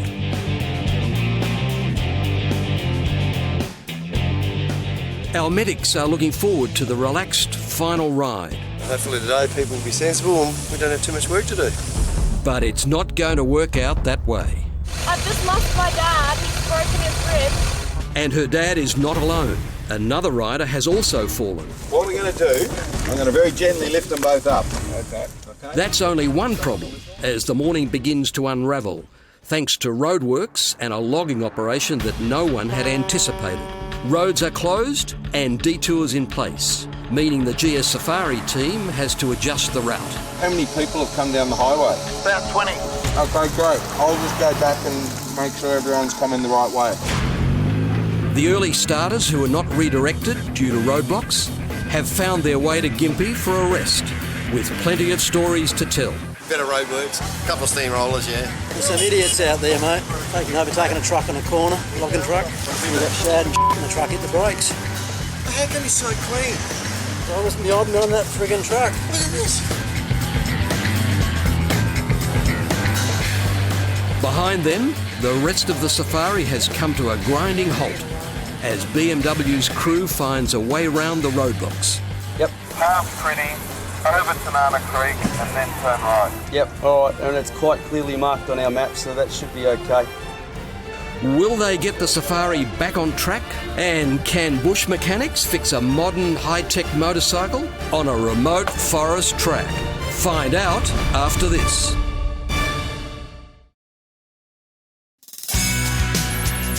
On the last day, the BMW GS Safari heads to its final destination on Queensland's Sunshine Coast. The carefully planned route from Rainbow Beach must be modified because of roadworks and logging operations. Forestry people preferred us not to use them, so we bypassed around that, re-arrowed. Most of the group had already gone through, but when they asked us to change it, we did our best and came up with a plan. Grant and Miles put new plans into place. Yeah, how many people have come down the highway? And now the Safari is on track. A new track, perhaps, but a track all the same.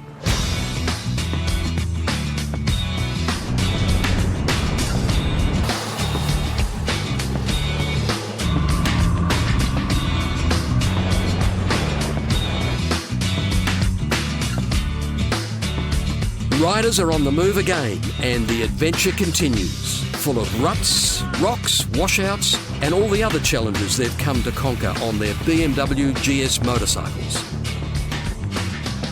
Meanwhile, ahead in Gimpy, for the early starters that avoided the roadblocks, the biggest problem is working out whose morning tea tastes better. Can always get worse than this.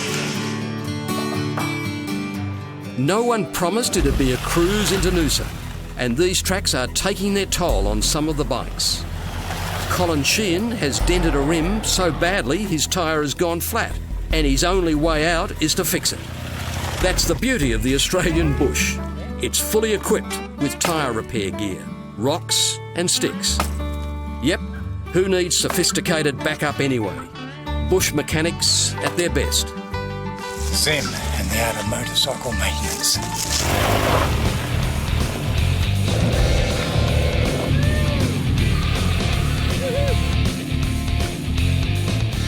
Colin and his mates won't get far though, because there's another roadblock ahead. Track diversion messed us up. We had to sort of make a call on that one, whether to send everyone through there. The lead riders have been delayed and everyone has caught up with them. The only option is to wait it out. I believe we've caught the lead riders. You're riding too fast. Oh no. First time this week. Just about over. Almost 5 days. Yes!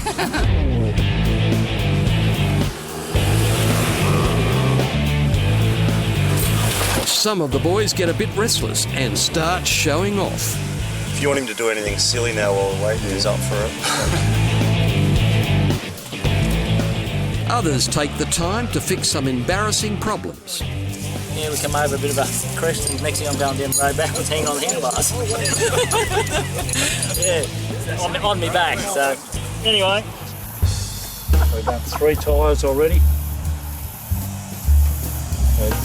2 rears, 1 front. Just keeps on happening. And a blowout. A blowout? That's all good. What are we doing? Just when you think it couldn't get worse. Oh, my dad came off. Her dad came off. What, bad? How bad? He broke his rib. Oh, bugger. Rib. And that's not all the injuries. Michael Dyer falls and injures his leg. He's all right, but needs some team support. What happened, the handlebar, his leg was stuck under the bike with the handlebar across his shin. The medics are quickly on the scene. Mid-shaft, mid-shin means you probably have broken it. Okay. What we're probably going to do then is put the other leg alongside it, strap the two together, and then that immobilises everything, okay? And then once it's immobilised, you get a lot less pain. All right. Ever been to 1, 2, 3. Mick stalled his bike on a hill and I think the handlebar or something hit his leg, so he actually broke his lower leg, which is really a shame because he wasn't doing anything reckless. It was just one of those things. The team was on hand. We had to figure out a few logistics and we actually teamed him down off this sort of rocky hill into the support vehicle. We're going to just lift him into the car and he should be okay to get out in a full drive. But that's not the only problem for Dr. Simon. He almost couldn't make it. He's pulled up with a flat tyre. We're going from Caltex to Caltex pumping the tyre up to get here. He'd pull up, I'd pump it up, he'd pull up, I'd pump it up, and we just barrelled out here. But I'm glad it wasn't any further because it could have went flat and we could have ended up walking or getting stuck. But all good. Luckily, help for him is on hand. Benno has kept dozens of riders on track during the safari. He is BMW's official technician, a wizard on a bike and a wizard on the tools. He spends all day, every day, troubleshooting and fixing flats. The week's been good. We've had a few flats and stuff, but all pretty normal things. Nothing really major apart from some crash damage and stuff, but that's pretty standard. Benno is amazing.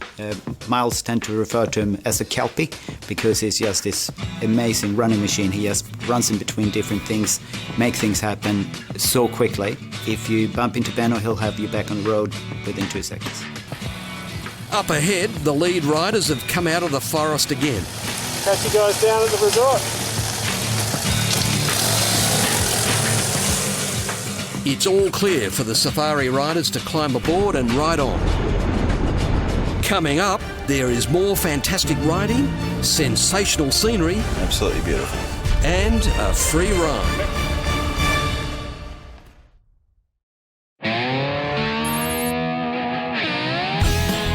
The BMW GS Safari is running into trouble on the last of 5 days of adventure riding, with closed tracks, logging operations, damaged bikes and injured legs. Yeah, good. But the organisers are working overtime to maintain the momentum. Yes, so Vlad, we've got rider number 65. He's in the area of the Woundham Forest Reserve. In Noosa, instead of enjoying the cold beer he's craving, Grant is busy looking after transport for the injured rider, Michael Dyer. Now we've got a guy who's come down, I think on a downhill descent, come off, broke his leg.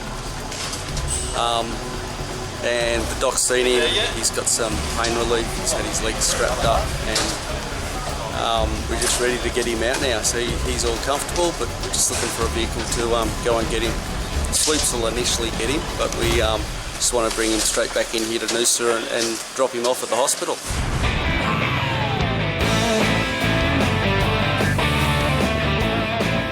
Despite the drama, most of the 180 riders forge on through the forests on their way to Noosa. It's the shortest riding day of the safari, but it's no less challenging than any of the others, which is exactly what the riders want from it. The lead riders are on the last leg. It's been a long one. I've nearly lost my windscreen, my headlight. This is going to be one of the last arrows, I think. There, I'll get him out a bit first. Grant's rescue plans for Michael are falling into place as the BMW Safari Support Network proves its benefits. But still, great experience, great day. It's the first time I've filmed today, and yeah, I'd love to get going. But it's the case. Hopefully I can join the troops in the celebration trip tonight. He's in good spirits, pretty happy, so hopefully we'll see him tonight. Rescuing injured riders is just one of the jobs the Allianz sweep vehicle has been doing throughout the safari. These are the guys whose role is to make sure no bike is left behind. As much as we've planned and have great contingency plans in place for all sorts of eventualities, there's always things that can go wrong. And when at the end of the day it all comes together, we're all in one spot, all safe and sound, having a great time and a beer and a briefing for the next day, you can breathe a sigh of relief.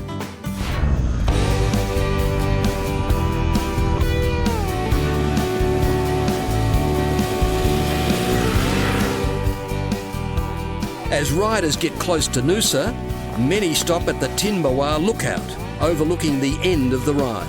And they're high on the thrills of 5 days of great riding. Lovely breeze.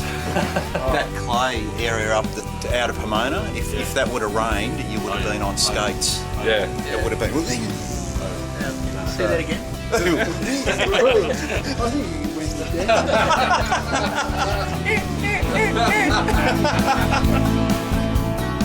This was a great safari.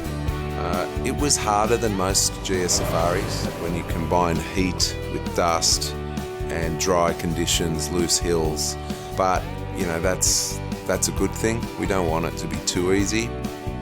It's amazing how many times we've had no incidents at all. And then on the last day, bam, there's a couple of really basic little accidents that have caused an injury, you know, nothing too serious. And the briefing before the last day, we just stress to people, it's not the day to break any records. You've made it this far, you've got to make it to the dinner. You want to be there for the party, and, you know, that's the way to finish a great week of riding.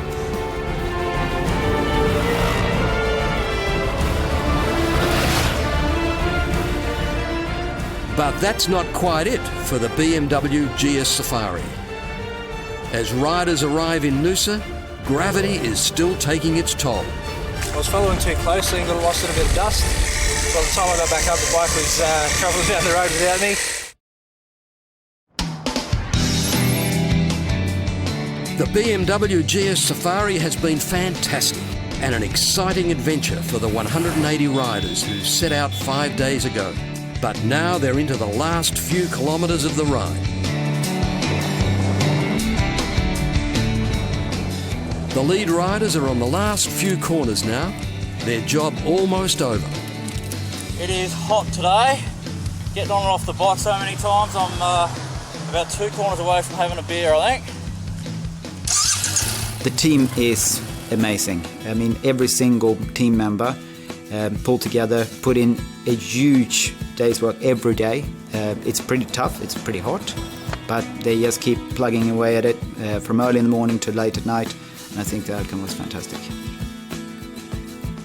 More riders are gathering up on Timbawa Lookout to delay the inevitable and share some stories from the ride. What was your favourite part of the day? Mine probably be that bridge section where we're riding along those sandy tracks and it just hooks straight into those trees. Yeah. Along a single track and then back out the other side. I like singles back stuff. What a great experience, eh? Yeah, it's the last day, but I don't want it to end. Yeah, just keep going. Yeah. Down below, after days of riding through the bush, civilization hits the dusty, gritty riders like an unwelcome shock. The crowded traffic has stolen the freedom they've been savouring all week.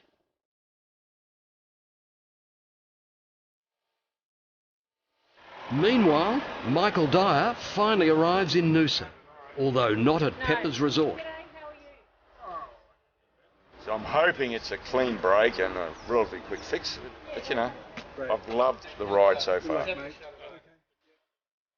The other injured rider, Hugh Verdorn, has avoided hospital despite breaking ribs this morning, and he's now with daughter Anthea in Noosa. 25 kilometres in, hit the thick sand, lost it, went down, bashed my head. I think the handlebar cracked a rib. Earlier in the safari, his son Reese also had a slight mishap and went home early. So the only family member to ride out is my daughter. How's that for a chat? Last one standing. Last one standing. I'm not going to hear the end of this. Pepper's Resort resonates to the sound of BMWs as dozens of them roll in. This resort was the perfect location to get out of the heat and to end the ride. So that's it. 5 days of pretty epic adventure riding in some pretty awesome conditions. A bit trying at times, but looks like a good time to jump in the pool and grab a beer, I reckon. Done and dusted, literally. No injuries. Just a lot of dust. It's the soil for breakfast, lunch and dinner. I think that's been the diet of the week. I've had a blast. I'll be back. We're in one piece, the bike's in one piece. Had a great week. It was awesome fun. Made it all the way through. Wonderful. Thank you, BMW. They have done well. Even the vintage Gaston Rare era bike has made it. Oh, my summer attire. There you go. But Michael wasn't as cheery on day one as he rode into the Gold Coast. That's a beautiful set of wheels. Well, I got a load of fuel at Brisbane and it's running like a cow.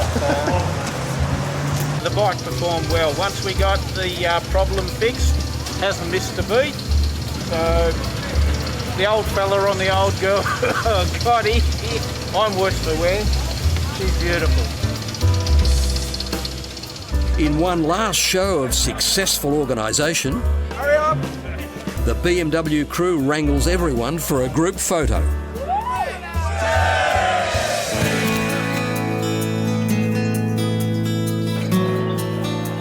Picture snapped, that leaves nothing to do but grab a coldie and unwind. It's a great journey, you know. Met some great fellas, had some good times. Miles wraps things up at the farewell dinner. It's been a great week. It's always a lot of fun. It's always a little bit stressful.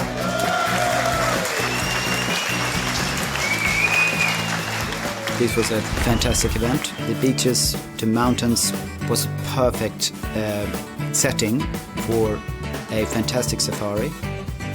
Our team did a great job and our customers did a better job again.